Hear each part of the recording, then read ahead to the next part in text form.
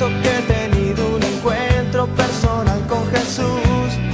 En la nube, en el monte Oreb, descendía la gloria de Dios cuando Dios dio su palabra a través de Moisés.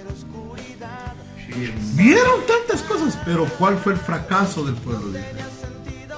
Que no, primeramente, no oyó la voz del Señor, no acató la voz del Señor y desecharon la palabra de Dios.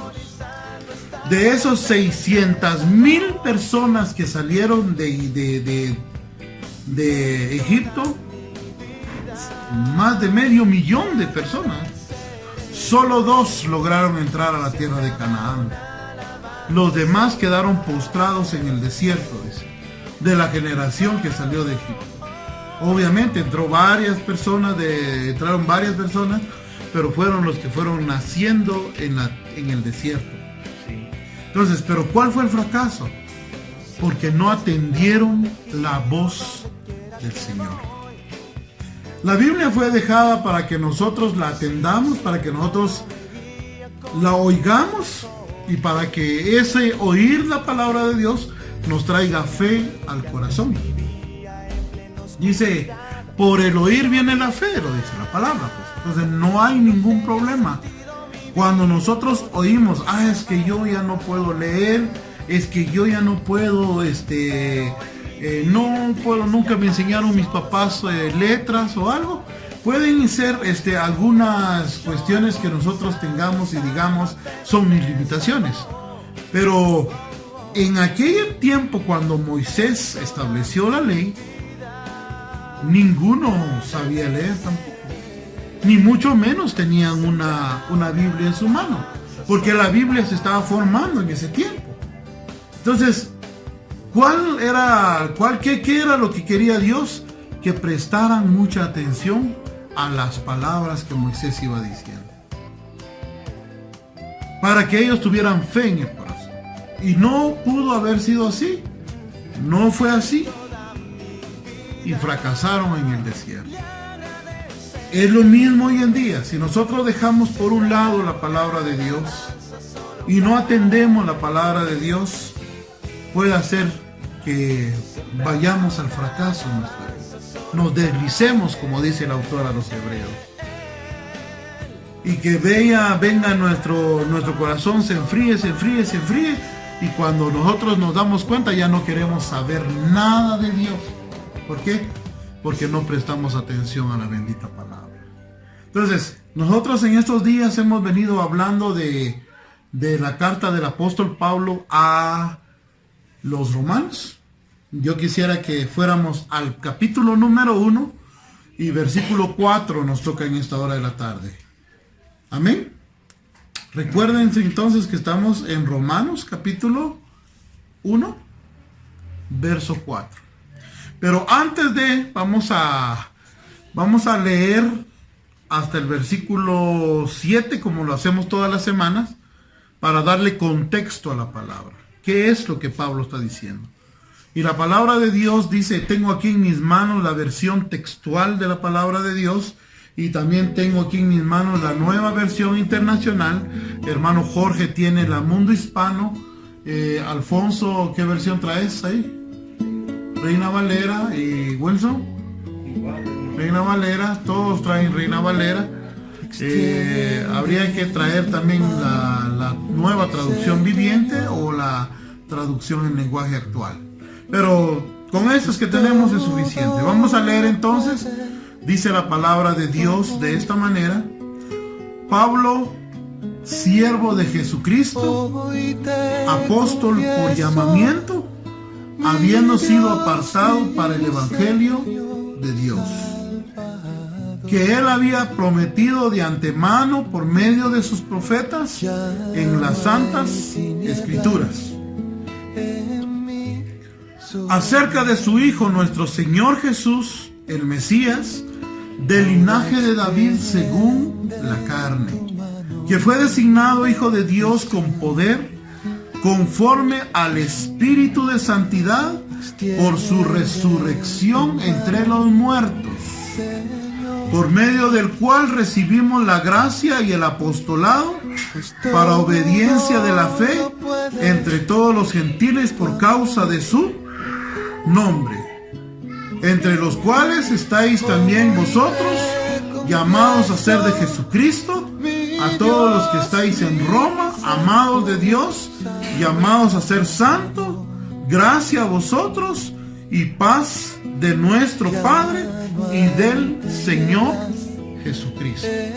Muy bien.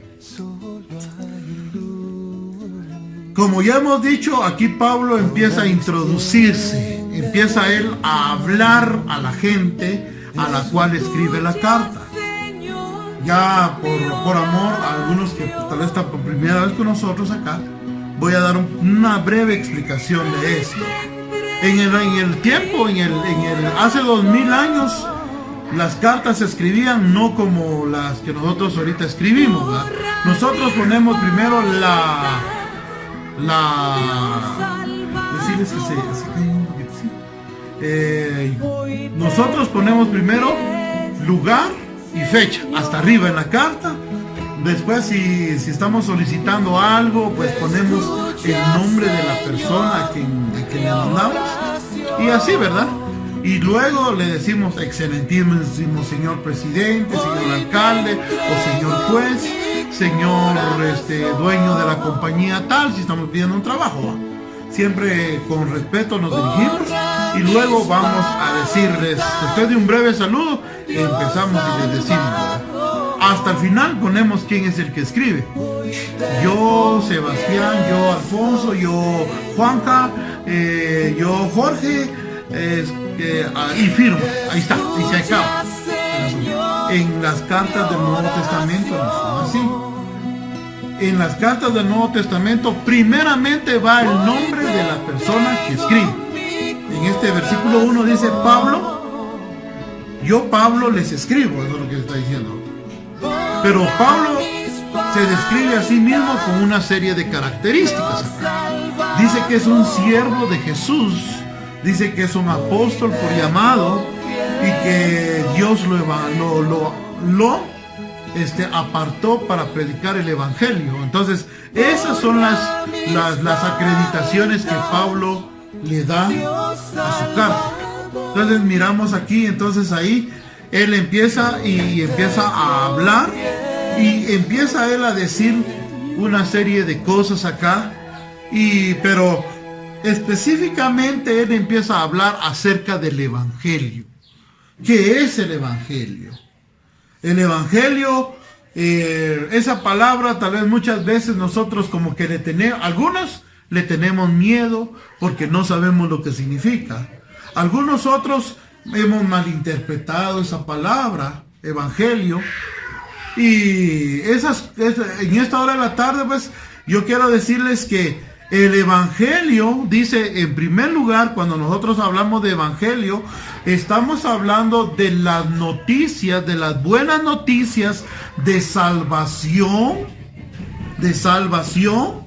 que Dios a través de Jesucristo vino a hacer en pro de la humanidad, en pro de los seres humanos. Cristo vino a nacer, estuvo aquí hace 2000 años, creció, se desarrolló como un ser humano y murió en una cruz. Eso es lo que sabemos tradicionalmente, ¿sí? Y eso en sí conforma la esencia del evangelio. Murió en la cruz, estuvo 3 días en la tumba, y luego resucitó y con eso dice que él culminó la obra que Dios le mandó a hacer, que era que con esa muerte, con ese sacrificio que él le ofreció al Padre, pudiéramos nosotros alcanzar lo que hoy nosotros conocemos como salvación y vida eterna. Esa es lo primordial del evangelio. O sea, el evangelio son las buenas noticias de salvación que nos trajo Jesucristo. Entonces, en grandes rasgos, eso es lo que significa la palabra evangelio. También nosotros tenemos 4 libros en el Nuevo Testamento que se conocen como los evangelios. ¿Cuáles son? Ustedes saben, más de alguna vez han leído la Biblia y saben que dice ahí el Santo Evangelio de nuestro Señor Jesucristo, que lo escribió el apóstol Mateo. Evangelio según Marcos. Evangelio según Lucas. Según Juan. Entonces hay 4 libros también en la Biblia que se llaman y se conocen como evangelios. Pero ¿por qué creen ustedes que se llaman evangelios esos libros? Porque narra la historia de nuestro Señor Jesucristo, sus enseñanzas, su vida, su pasión, su muerte y su resurrección. O sea, esos libros son muy importantes porque ahí es donde nosotros miramos la enseñanza de este evangelio que estamos predicando. Entonces también se conocen 4 libros como los evangelios. Pero evangelios en el contexto de Pablo está hablando de la salvación que vino a través de Jesús. Eso es lo que venimos hablando. Y la semana pasada estuvimos culminando el versículo 3, donde hablamos acerca que el evangelio, dice, fue prometido en las Santas Escrituras. No, el evangelio no es un invento del ser humano, no es un invento del siglo XX, no es un invento, como algunos dicen, de hace 500 años que nace en la Reforma Protestante. No es así. El evangelio nace desde el corazón mismo de Dios en la eternidad. Por eso dice Pablo aquí que él había prometido este evangelio por medio de sus profetas en las Santas Escrituras.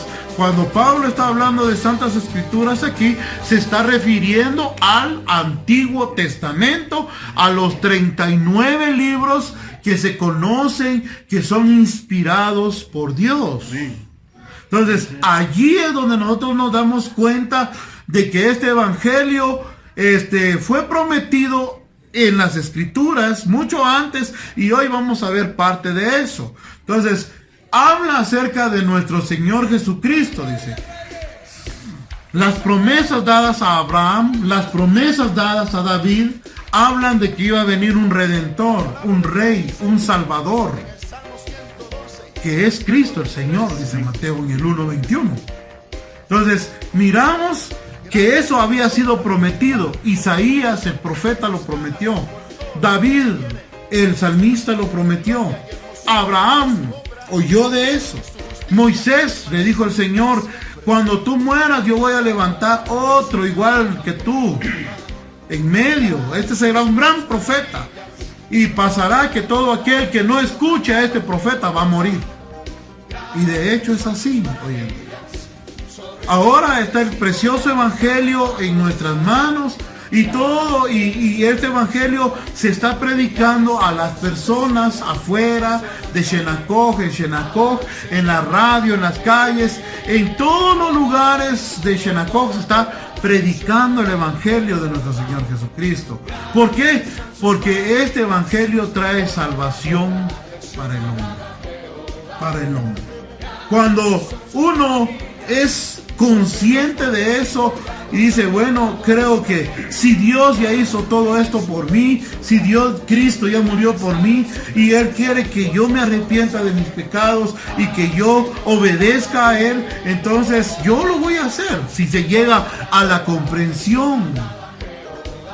Pero muchas personas no van a creer en este evangelio. Por eso es que el Señor también a través de Moisés dijo: aquel que no escuchare a este profeta va a ser sacado del pueblo, no va a pertenecer al pueblo. Entonces, de eso trata el evangelio. La semana pasada hablamos que Jesús vino a nacer. ¿Cómo? Él vino a nacer ¿en dónde? ¿En Guatemala? ¿En Xenacoj? ¿De qué nacionalidad era Jesús? Él era un judío de Judea. Judea era un departamento del país de Israel. ¿Sí? Ya lo habían prometido y todo, y él vino a nacer como un judío y se ofreció. Él dice, cumplió totalmente la ley, porque había un peso grande sobre los judíos y sobre todos nosotros. Las leyes del Antiguo Testamento. ¿Alguien me puede recitar un mandamiento de los 10 mandamientos de la ley de Dios? Uno nada más. Vamos a ver a alguien que se recuerde, porque yo hice mi primera comunión, yo sí me supe esas leyes, y esas leyes están vigentes. Vamos a hacer una. No matarás, muy bien. Ajá, amar a Dios sobre todas las cosas. Ajá, sí, claro. Poncho, uno de que te acordemos. ¿Ah? ¿Alguno? No mentir. Juanca, no te sabes ni uno. No te enseñamos tu nombre. No. Dice, son 10 mandamientos. A los 3 primeros dice, no tomarás el nombre de Dios en vano, dice en unas versiones, pero no jurarás, dice, en nombre de Dios. ¿Ya? Y los otros es más relacional, ¿va? No codiciarás la mujer de tu prójimo, no fornicarás, no adulterarás, no podemos ponerle muchas más cosas de las 613 leyes que hay. Díganme ustedes, hermanos, ¿es fácil cumplir esa ley? ¿Qué dicen ustedes? Dice que una persona que pueda cumplir con toda esa ley a cabalidad, ese hombre o esa mujer tiene derecho a ganarse su salvación. Pero si falla en uno solo, tal vez cumpliste el 99.99% de la ley, pero fallaste en uno solo. Entonces, por ese que fallaste, venís a ser culpable de todas las otras leyes que hay. O sea, prácticamente nosotros no podemos salvarnos a nosotros mismos. La ley entonces no puede salvar. La ley lo que hizo, como lo dice el apóstol Pablo, fue ponernos en una caja donde nosotros no podíamos salir. No podíamos excusarnos, no podíamos decir, Señor, yo puedo, yo aquí, yo allá, no.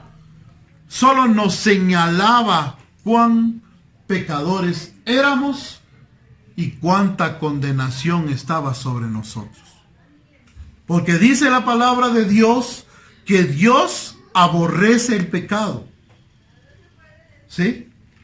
Aborrece el pecado. ¿Qué quiero decir con eso? Que todas nuestras acciones malas que hacemos en la vida, Dios no está feliz con eso. No está feliz con eso. No está feliz con eso. Por eso es que Dios también quiso dar una segunda oportunidad a los seres humanos. Para que los seres humanos lográramos entender el amor de Dios. El amor maravilloso de Dios. Eso se llama misericordia. Que Dios vio a Jorge, que Dios vio a Héctor, sumido en la miseria, sumido en el pecado, que no podía salvarse a sí mismo. Por eso mandó a Jesús a morir en la cruz del Calvario. ¿Pero por qué Jesús? Porque Jesús fue el único ser, es el único ser que ha podido cumplir a cabalidad la ley de Dios. Gloria al Señor. El Señor dijo, Señor, muchos le preguntaban, yo no vengo para abrogar la ley. Abrogar significa no voy a anular la ley. No. Yo vengo a cumplir la ley. Y dice que él vivió como judío bajo la ley y él sí cumplió a cabalidad la ley. Él no falló, Sebastián, no falló Wilson, no falló en algún punto de la ley, no falló en nada. Por eso es que el sacrificio de él es perfecto. Cuando Él se entregó en la cruz del Calvario, ese sacrificio fue recibido por Dios. ¿Por qué? Porque Él no había fallado. Jamás. Él era sin pecado y murió por el pecador. Eso es lo que dice la Biblia. Entonces, de eso trata el Evangelio, pero para que Jesús viniera y pudiera pagar por nosotros el precio de nuestro pecado, Él tuvo que hacerse humano. Eso es lo interesante. Que Dios hubiera podido decir que hagan esto y allí les voy a dar salvación. No, pero Él eligió darnos a su Hijo para que a través de su Hijo nosotros pudiéramos alcanzar la salvación.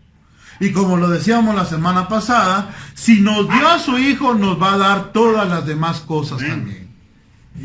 Si ya dio lo más preciado, si ya dio lo más precioso, nos va a dar todas las otras cosas que necesitamos para vivir la vida en este lugar. Entendamos entonces, cuando Dios dijo, tú vas a ir y vas a hacer que los seres humanos tengan una segunda oportunidad y vas a morir por ellos, Él tuvo que humanarse.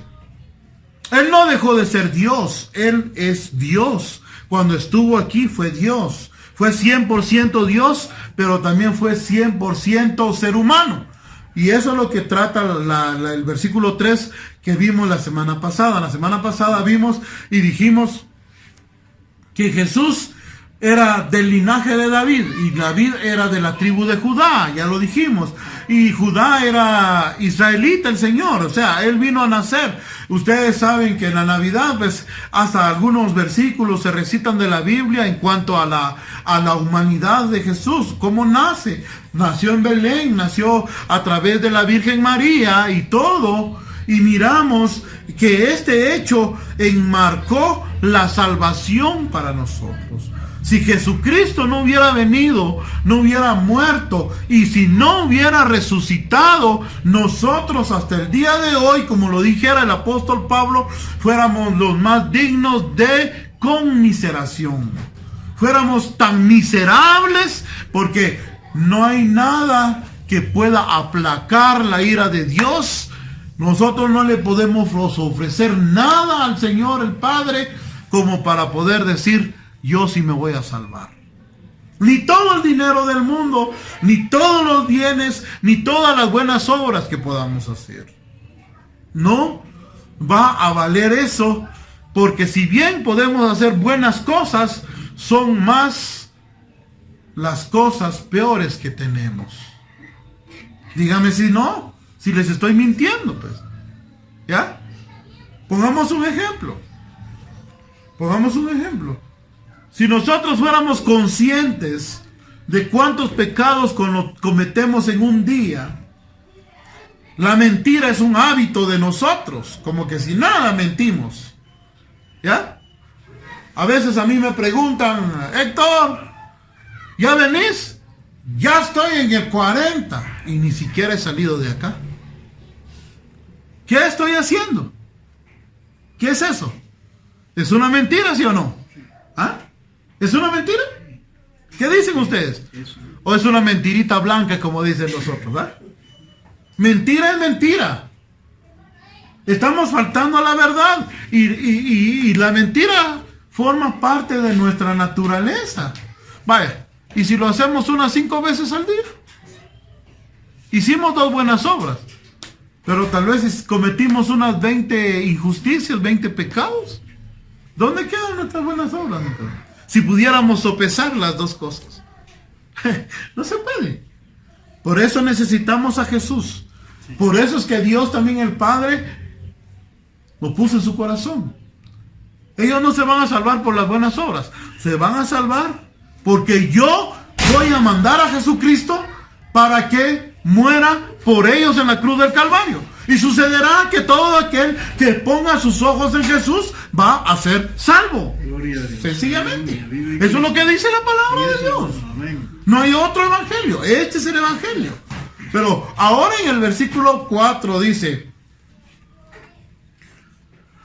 que fue designado Hijo de Dios con poder, conforme al Espíritu de santidad, por su resurrección entre los muertos. Quiero decirles, hermanos, ¿qué piensan ustedes? ¿El Evangelio tuvo que fallar el hombre para que Dios pensara en el Evangelio? ¿O Dios ya había pensado en el Evangelio antes de que los seres humanos cayeran en pecado? ¿Será que cuando Adán y Eva pecaron en el huerto del Edén, hasta ahí Dios dijo, pobrecitos, mejor voy a mandar a mi hijo? ¿O ya estaba establecido antes? Pablo dice que este evangelio ya estaba establecido mucho antes de que se fundaran los cielos y la tierra. Por eso es que este evangelio es eterno. Amén. Eterno. Entonces, en el plan eterno, Dios tenía destinado un sacrificio. Un sacrificio final por el pecado. El pecado era un problema grande del ser humano y sigue siendo un problema grande y grave delante de Dios. Es un problema el pecado. Aunque nosotros no lo miremos así, es un problema el pecado. Entonces, Dios en su plan maravilloso, en su plan eterno, ya había destinado un sacrificio por el pecado. ¿Y cuándo fue ese sacrificio? Dice que Dios pone los tiempos, establece los tiempos para poder decir, este es el tiempo de la salvación. Amén. Yo quisiera que fuéramos, ya lo vimos, pero vamos a ver un pasaje. Yo quisiera que hermano Wilson me buscara Gálatas capítulo 4, verso 4. Pero me lo vas a leer también en el versículo 3, hermano. Busquémoslo todos, por favor, y pongamos atención a esa palabra, porque esa palabra es muy importante para cada uno de nosotros en esta tarde. Ojalá que la palabra quede en nuestro corazón y la recibamos. Porque esta palabra no es mía. Yo solamente estoy interpretándola según lo que el Señor pone en mi corazón para decirles a ustedes. Amén. 3 y 4, por favor, hermano Wilson. 5 también. Gálatas 3, 4 y 5. No, Gálatas 4, 3, 4 y 5, por favor. Oigamos, pues, hermanos. Fuerte, Wilson. Así también nosotros, cuando éramos niños, estábamos en esclavitud bajo los rudimientos del mundo. Pero cuando vino el cumplimiento del tiempo, Dios envió a su Hijo, nacido de mujer y nacido bajo la ley, para que redimiese a los que estaban bajo la ley, a fin de que recibiésemos la adopción de hijos. Ajá. Oiga, lo voy a leer una vez más aquí. Yo tengo ahorita la versión internacional acá. Muy bien, aquí lo tengo. Viene pues 4:4 dice: así también nosotros, cuando éramos menores, estábamos esclavizados por los principios de este mundo. Versículo 4. Pero cuando se cumplió el plazo, Dios envió a su Hijo, nacido de una mujer, bajo la ley, para rescatar a los que estaban bajo la ley, a fin de que fuéramos adoptados como hijos suyos. ¿Qué quiere decir eso? Antes del advenimiento de Cristo, dice, todos los seres humanos estaban esclavizados. Aquí dice rudimentos del mundo. Eso es una palabra un poquito difícil de traducir. Ni siquiera los teólogos se ponen de acuerdo. Pero por el contexto de la palabra, está hablando de los deseos, de los deleites, de las cosas que puedan ser que no sean pecado, pero son cosas que el mundo distrae a la gente. Entonces, estábamos esclavizados, dice. Pero cuando llegó el tiempo, dice, o sea, un tiempo, Dios dijo en el pasado remoto, en la eternidad, dijo, Jesús los va a salvar. Pero pasó Adán y Eva, vino la historia, sigue con Noé, viene la historia con Abraham, viene la historia con los 12 hijos de Jacob, pasa Moisés, pasa Isaías, pasa David, pasa todos los profetas, llegan hasta Malaquías, el último profeta que escribe. Y cuando llegó el tiempo, Dios mandó a Jesucristo. ¿Hace cuánto? Hace 2000 años fue el tiempo de Dios. ¿Pero para qué lo mandó? ¿Sí? ¿Para qué para que redimieran a los que estaban bajo la ley. Cuando dice bajo la ley, a los que la ley los tenía agarrado y no les podía dar una oportunidad de salvación. No les podía dar una oportunidad de salvación. Entonces miramos ahí que Jesús vino para eso, para que redimiera a los que estaban bajo la ley, a fin de que recibiéramos la adopción de hijo. Entonces, ¿pero dónde vino a nacer el Señor? Dice que tuvo que nacer de una mujer, y ustedes saben a qué mujer se refiere, a María, que en ese tiempo era la Virgen María, podemos decir de esa manera, porque después tuvo una vida normal con su esposo. Entonces miramos ahí que recibió María en el vientre de nuestro Señor por obra del Espíritu Santo, dice, vino a nacer Jesús. Pero era en el plan de Dios, en el plan divino. Entonces miramos ahí que eso fue hace 2000 años. Y a partir de ese 2000 años, por el acto de Jesús, porque Jesús vino a morir en la cruz, murió en la cruz, fue sepultado tercer día, pero por el acto de su resurrección, nosotros alcanzamos la salvación. Y dice acá, eso es algo maravilloso que entendamos, que fueron los tiempos de Dios, los tiempos de Dios. Ahora hay tiempos todavía que Dios no ha cumplido. Uno, la instauración del reino mesiánico. Ya Jesús ya gobierna, los corazones de los seres humanos. Eso ya es un hecho, Ese es el reino invisible ya de Dios en el mundo. ¿Cuántas personas han creído en Jesucristo como su Señor y Salvador? ¿Cuántos le han puesto en alto? ¿Cuántas personas ya gozan de esa presencia de Dios gloriosa en sus propias vidas, aún en este sistema? Ya hay muchas personas. Pero todavía falta, porque va a llegar el día en que el Señor Jesucristo va a instaurar su reino a plenitud sobre toda la tierra.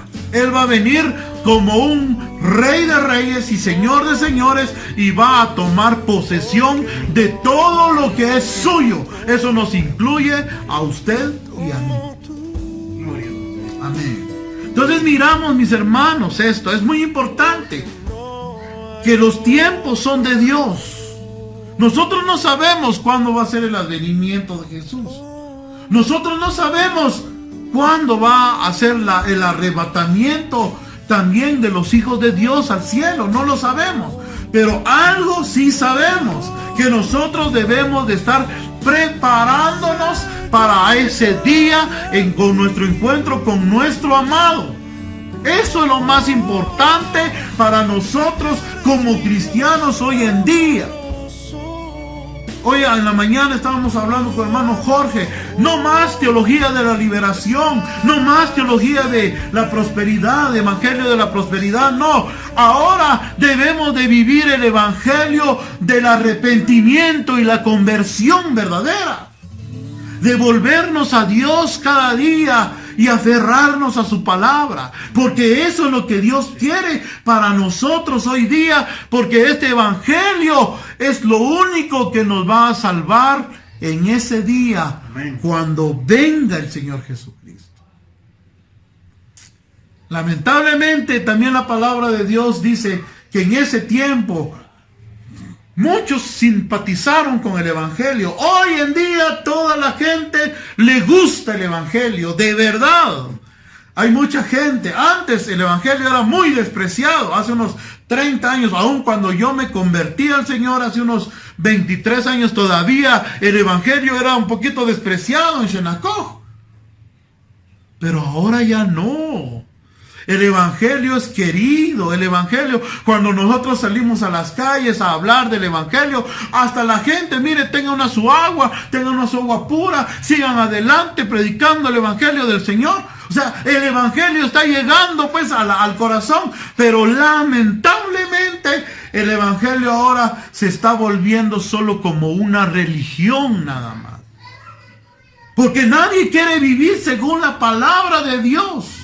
Nadie quiere decir al Señor, te voy a seguir a ti, voy a hacer que tú seas mi Señor y voy a vivir según las reglas de tu palabra. Eso sí, nadie quiere. Un ejemplo de eso, mis hermanos. En diciembre todos quieren celebrar la Navidad. En diciembre, 24 de diciembre, todos están ahí con su arbolito, todos con su nacimiento, todos están ahí, tal vez hasta hacen un culto diciendo, hoy nació el Salvador, hoy está el Salvador, y que es Dios que nazca en tu corazón y todo. Pero nomás es una emoción. Porque cuando uno les empieza a hablar ahora que ya si crees en el nacimiento de Jesús, ¿por qué no crees en su resurrección? Porque Él quiere darte vida eterna. Entonces ahí ya, no, es que fíjese que ahí si no, empiezan los pretextos, empiezan tantas cosas a decir la gente. Entonces solamente son aficionados al Evangelio. ¿Sí? No, es nada más una emoción, nada más lo que sienten acerca de este Evangelio. Pero lamentablemente una emoción, tal vez un fanatismo nada más de esa manera, no nos va a llevar al cielo, mis hermanos. No nos va a llevar a la salvación. No. ¿Por qué? Porque claramente miramos en el Evangelio de Mateo, va a llegar un momento cuando el Señor venga y cierre la puerta. Mucha gente dice que va a tocar la puerta, les va a decir, Señor, Señor, Señor. Lo van a reconocer como Señor. Y el Señor les dice, ¿y ustedes quiénes son? Pues nosotros somos los que te oíamos en el mercado, Señor. Fuimos los que te escuchamos en la plaza. Señor, nosotros también cantábamos. También nosotros, Padre, también nosotros. Estábamos ahí echando fuera demonios en tu nombre, Señor. Yo no los conozco. Imagínense eso. ¿Por qué? Porque nada más vivieron un evangelio de fanatismo, nada más. No hubo una conversión verdadera. Simpatizaban con el evangelio, sí. Les gustaba el evangelio, sí. Les contaba cantar coritos cristianos, sí. Les cantaba, les gustaba. Pero más sin embargo su corazón estaba lejos de la presencia de Dios. Porque lo que Dios quiere verdaderamente de nosotros es que nosotros nos volvamos a Él de todo corazón. Eso es lo que Dios quiere. El Señor dijo, en Isaías dijo, este pueblo de labios me honra, pero su corazón está lejos de mí. Lejos. Y ese fue el mayor fracaso. Que volvieron esa comunión que debe de haber. El evangelio es comunión, hermanos. Se volvió una religiosidad. Cumplamos, decía. Hoy es domingo, puro tubo tenemos que ir. Vamos, pues, vamos, que sea ahí. Pero no es así el asunto. Hay gente que piensa que por el hecho de que nunca ha faltado a un culto, a un servicio, alguna misa, todos los domingos está ahí fiel, cree que por eso se va a ir al cielo. Pero no es así. Es la comunión que debemos de tener con Jesús. Es que nosotros le reconozcamos a Él. Que nosotros vivamos arrepentidos de nuestros pecados. Eso es lo primero que quiere Dios de nosotros. Que nosotros dejemos el pecado. Ustedes sabrán, mis hermanos, yo no les voy a juzgar. No estoy aquí para juzgar la vida de nadie. Yo mismo voy a juzgar mi vida en esta tarde. Pero algo les voy a decir en esta tarde. Todos nosotros vamos a comparecer delante de Dios. Y Dios sabe nuestro corazón. Sabe cómo somos. Conoce nuestro corazón. Nosotros no le podemos engañar a Dios. No podemos decir, es que Señor, yo no hice eso, Señor. Es que no, Él lo sabe. Conoce todo. Dice el salmista, aún no están las palabras en mi boca y tú ya lo conoces. Tú conoces mi levantar, mi acostar. Todo lo escudriñas de mí, dice. ¿A dónde voy a huir de tu presencia? ¿A dónde me voy a ir? ¿Iré hasta el otro lado del mar o bajaré hasta la misma profundidad? Ahí, allí estás tú. Entonces, ¿qué quiero decirles? ¿Ves? Delante de Dios, nosotros no podemos esconder nada. No, ese día no va a valer nada cuando nosotros le digamos al Señor, Señor, yo sí te serví, yo aquí, yo allá, yo aquí, yo hice aquí, yo hice allá. Pues no va a valer tanto eso si no vivimos arrepentidos. La palabra arrepentimiento, mis hermanos, les voy a decir cabal. Es una palabra griega, pero la idea de la palabra es que nos duela nuestra forma de vida. Que hemos pecado delante de Dios. Pecado es toda la transgresión que nosotros pudimos hacer, hagamos hoy y podamos hacer en el futuro. Ese es el pecado. Pero el arrepentimiento es que nosotros, sabiendo yo mi debilidad, mi pecado, sabiendo que cada quien vea la pata que cojea en esta tarde, ¿sí? Porque diferentes patas cojeamos, no de la misma. Sabemos nuestra condición. Y de eso, si no nos arrepentimos, si no le decimos al Señor, Señor, ya no más esta vida, Señor, quiero salir de esto, voy a dar la vuelta y me voy a ir a ti, voy a buscarte. Eso es cambiar tu mentalidad. Eso es arrepentirte. Eso es convertirte en algo que estaba malo y vienes a Cristo. Él tiene la capacidad de hacerte una nueva persona. Amén. Amén. Miramos pues, hermanos, miremos esto. En ese tiempo van a venir muchos hablando del evangelio. Yo, Señor, yo escuché tu palabra. Yo hasta me convertí, Señor, cuando el pastor dijo que levantáramos la mano, que aceptáramos a Cristo. Y me fui a bautizar, Señor. Fui bautizado en el nombre de Jesús, en el nombre del Padre, dijo el Espíritu. Fui bautizado, Señor. Y el Señor, pero yo no te conozco. ¿Por qué? Porque no hubo una transformación de vida. Fue solamente una emoción. Tal vez estuvo en la iglesia toda una vida, pero no le dio al Señor ese poder de transformar su existencia. Llenas las iglesias están de personas no transformadas, lamentablemente. Debemos de volver a la palabra una vez más y a un verdadero arrepentimiento y conversión. Porque eso es lo único que va a valer en aquel día. Dios sabe tu corazón, Alfonso. Sabe cómo sos. Lo único que te puede, Señor, Dios nos está dando una oportunidad hoy. Pero lo único que nos va a hacer que Dios abogue por nosotros en ese tiempo es que nosotros de verdad quisimos cambiar nuestra actitud. Yo sé que hay mucha gente que tiene los deseos y la buena voluntad.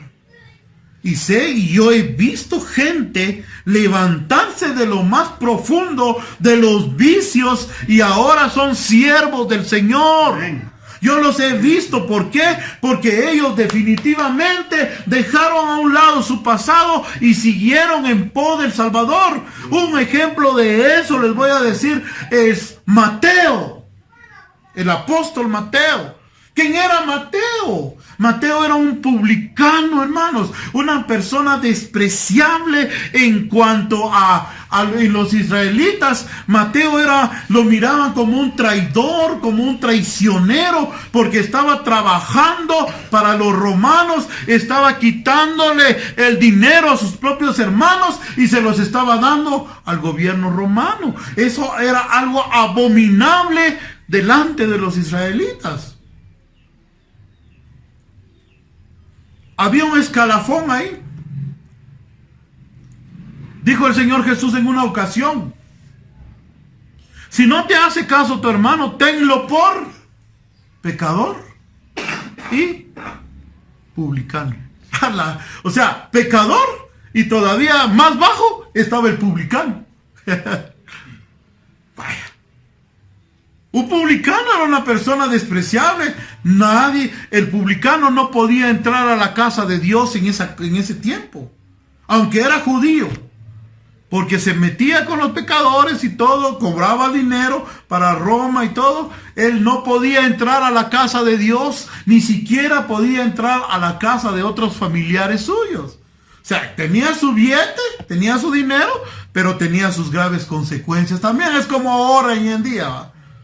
Como hoy en día, los extorsionistas y todo tienen aquí, tienen allá, pero no lo pueden disfrutar. ¿Por qué? Porque es un dinero mal habido. Pero imagínense que en los peores de los casos, una persona que está desesperada de esa manera, está viendo esa necesidad terrible, que quiere cambiar y ya los de la sociedad no me quieren. ¿Qué puedo hacer? ¿Qué puedo? Pero de repente viene el Señor Jesús pasando por la calle y le dice: vente para acá, Mateo, sígueme. La guerra. Nosotros no le hubiéramos dado una oportunidad a Mateo. No. Tal vez estuvo el apóstol Pedro y su hermano Andrés. Tal vez le dijeron: Señor, te equivocaste. Él es un publicano. Él es un pecador, Señor. Él es un ladronote. ¿Por qué no vas a recibir a él? Pero, Señor, como el Señor es el que da las oportunidades, Amén. Yes. ¿Cuál es el problema? El Señor dio la oportunidad a Mateo. Dios ya había visto a Mateo. Dios ya había visto a ese hombre que estaba sufriendo, pero tenía deseo de cambiar. Ese hombre solo que estaba esperando una oportunidad, nada más. Y la oportunidad llegó a través de Jesús. Y cuando Jesús llegó, Él no desaprovechó la oportunidad. Así es. Gracias. No le dijo, imagínese la mesa, pongámonos a imaginar cuánto dinero tenía acumulado él en la mesa. Pasaba todo el día cobrando, mire, billete tras billete, todos los días le cobraba sus un montón de dinero. Pero eso ya no lo satisfacía, Me imagino que tenía los mejores guaros ahí. Mujeres. Donde ya no. Pero eso no lo satisfacía. Él sabía en su interior de que necesitaba al Salvador. Y cuando él empezó a reconocer eso, ya es algo que Dios pone. Por eso es que yo les digo esto. Este evangelio es algo poderoso, no es un invento de los hombres. Yo les digo a ustedes, va que en algún punto de su vida, hermanos, ustedes se han sentido de que ya no quieren ser las mismas personas. ¿Qué dicen ustedes? Máximo cuando hemos desperdiciado nuestras nuestros recursos y hemos perdido casi toda una vida en los vicios. Pero llega un tiempo en que decimos, ya no más, ya no quiero cambiar, quiero ser una persona distinta, diferente. Nosotros pensamos muchas veces, ahorita ya estoy cambiando yo. No es así. La palabra de Dios dice que Él es el que pone el arrepentimiento aún en el corazón de los seres humanos. Por eso, si Dios ha tocado tu vida, si Dios te ha dicho, bueno, Alfonso, una segunda oportunidad, está bien. Es Dios trabajando en el corazón del hombre. Mateo ya había sentido la necesidad. Ya conocía a Jesús. Ya solo bastaba que le dijeran, vente, Mateo, sígueme. Ni 2 veces. Él cambió su estilo de vida completamente. Él lo dejó todo, dejó el pecado, dejó esas malas mañas, esos malos negocios, los dejó por seguir a Jesucristo. Y eso es lo que se llama arrepentimiento. Eso es el arrepentimiento. Sí, hermanos, no me miren así todo. Me están... ¿Será cierto? Bien, es cierto. El caso que decía hermano Jorge. ¿Alguien no entiende lo que es el adulterio? El adulterio, les voy a explicar, básicamente es cuando un hombre casado o una mujer casada se relaciona o tiene relaciones sexuales con otra persona que no es su pareja. ¿Sí? Ese es el adulterio. Es un pecado gravísimo delante de Dios. Pecado gravísimo, que puede llevar hasta la muerte, dice Proverbios. Muchos que se meten a adulterar, no se levantan de eso. Y si alguien se levanta de eso, es porque Dios tiene misericordia de él. Imagínense esta mujer, capítulo 8. Lo vamos a leer acá. Dice aquí. Al amanecer se presentó de nuevo al templo, toda la gente se le acercó y él se sentó a enseñarles. Los maestros de la ley y los fariseos llevaron a una mujer sorprendida en adulterio y poniéndola en medio del grupo le dijeron a Jesús, Maestro, esta mujer se le ha sorprendido en el acto mismo de adulterio. En la ley de Moisés nos ordenó apedrear a tales mujeres. ¿Qué dices tú? Con esta pregunta le estaban tendiendo una trampa para tener de qué acusarlo. Pero Jesús se inclinó y con el dedo comenzó a escribir en el suelo. Y como ellos lo acosaban a preguntas, Jesús se incorporó y les dijo, aquel que de ustedes que esté libre de pecado, que tire la primera piedra. E inclinándose de nuevo, siguió escribiendo en el suelo.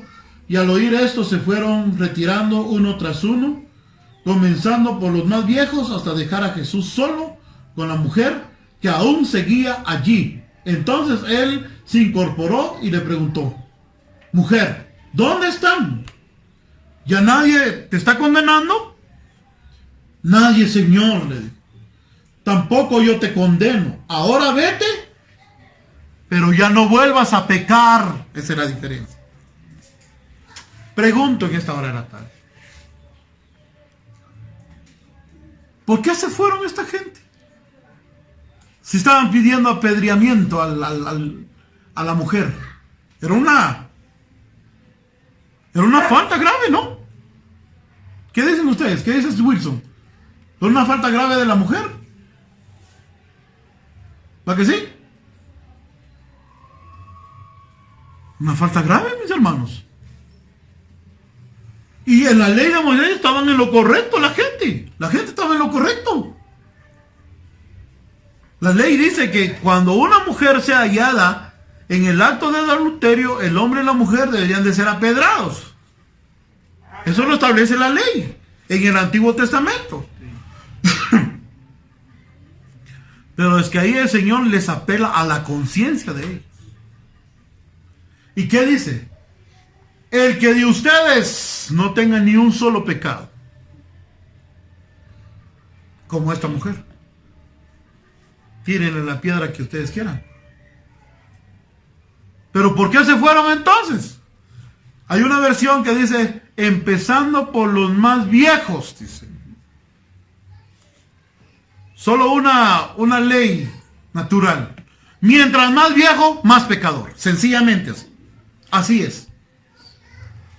Hermano, pero yo ya tengo 50 años. Pues 50 años de pecado has estado sobre la tierra. Sencillamente es así. Mientras más viejos, más pecado hay.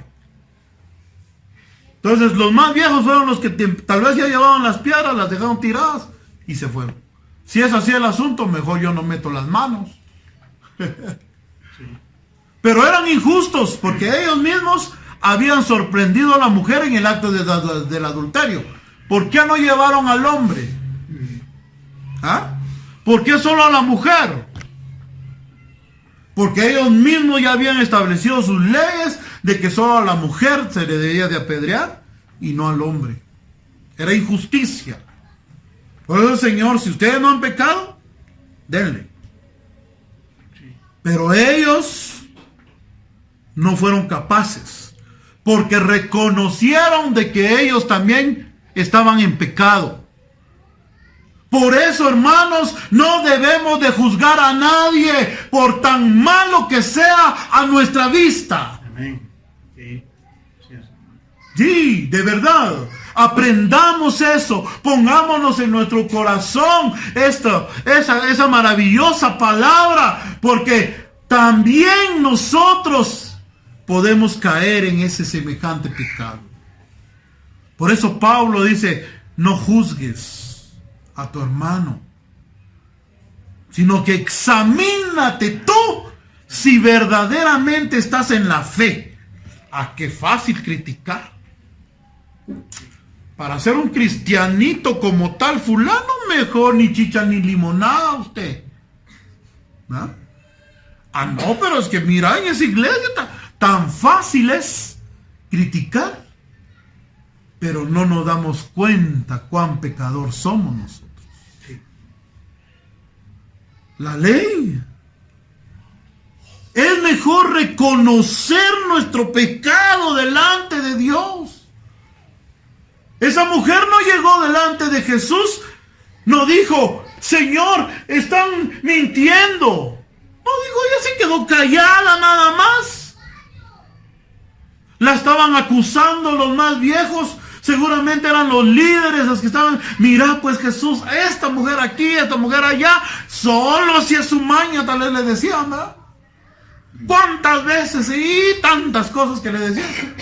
Pero la mujer no dijo nada, que quedó calladita. Y después de que Jesús apeló a la conciencia de ella, le habló a la mujer. Y la mujer, ¿qué dijo?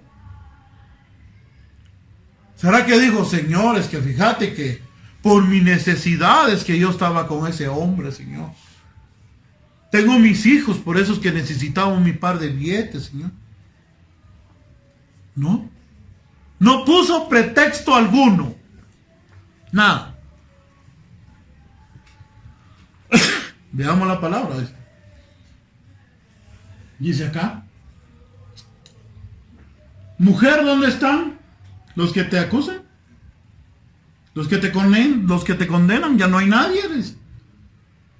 Nadie, Señor. Tampoco yo te condeno. Ahora vete y no vuelvas a pecar. Lo maravilloso de este evangelio, hermano, que el único que puede condenarnos, que puede mandarnos al infierno, es el que nos vino a salvar. sí. Es el que nos vino a salvar. Sí.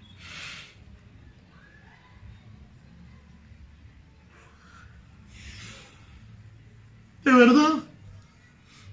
Jesús te puede mandar al infierno. No tengas temor, le dijo, no tengas temor para que pueda dañar el cuerpo. Ténganle temor a aquel que puede mandar tu alma al infierno. Y ese es Jesús.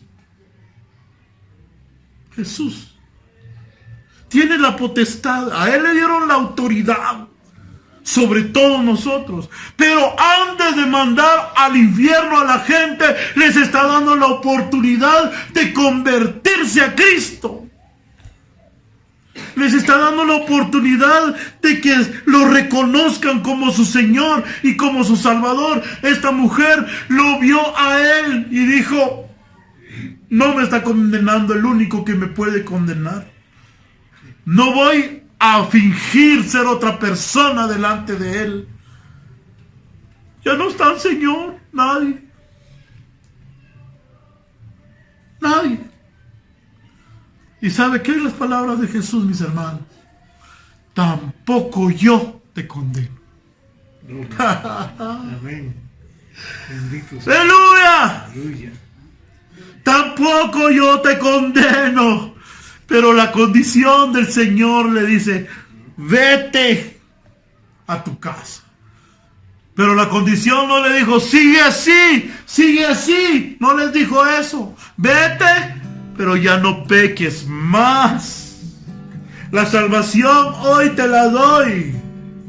Yo no te voy a condenar hoy, pero tú vas a tener que cambiar tu estilo de vida. Vas a tener que cambiar tu vida. Vas a tener que seguir mis pasos y vivir tu vida según las reglas de este bendito evangelio. Tienes que vivir la fe. No solamente un evangelio nada más de costumbre, porque también el evangelio se está volviendo costumbre hoy en día. Hay muchas personas que dicen: vamos a sacar el culto. Pero no es tan sacar el culto, es tener una intimidad con el Señor, es entregarnos a Él en alabanza, en adoración, y en un respeto genuino a su palabra. Que cada día cuando salimos a las calles la gente diga: este verdaderamente es un cristiano, porque vive la palabra de Dios. No vamos a ser perfectos, hermano. La gente va a hallarnos tantos defectos. La gente misma no va a creer en nosotros por nuestro pasado. Al apóstol Pablo así le hacía, pues. Ya Pablo había cambiado, ya el Señor lo había perdonado. Pero la gente le tenía miedo porque creían que seguía siendo aquel matón. Aquel hombre que arrastraba a la gente, que mataba a la gente, que azotaba a la gente. Él era el pasado de Pablo. Pero cuando Dios lo transformó, Pablo pasó de ser un matón a ser el servidor número 1 de Jesucristo. Yo quiero decirles, yo estoy hablando con mi corazón hoy en esa hora. Dios no tenía esto en mi mente. No es el tema, pero por algo Dios nos está llevando por acá. Si tenemos vida, hermano, tengamos esperanza. Dios puede transformar nuestra vida.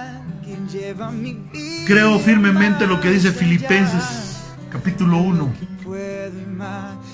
Dios es el que comienza la buena obra en cada uno de nosotros, y Dios es el que la va a culminar. Si tú en esta hora ya sientes una verdadera transformación en tu vida, no es porque seas un hombre bueno, una mujer buena, es porque Dios está tocando tu vida. Es tiempo de volvernos a Dios, de convertirnos verdaderamente, de nacer de nuevo. Ayer estaba hablando por la radio el nuevo nacimiento. Que el Cristo de la gloria entre a tu corazón y que el Espíritu Santo opere esa regeneración en tu vida. Estamos en el proceso, hermanos. No somos perfectos. Vamos hacia una perfección. Pero vivamos la palabra. Vivamos el evangelio del Señor. Que el Señor les bendiga en esta tarde. Yo quiero orar un momento. Cuán grande ser.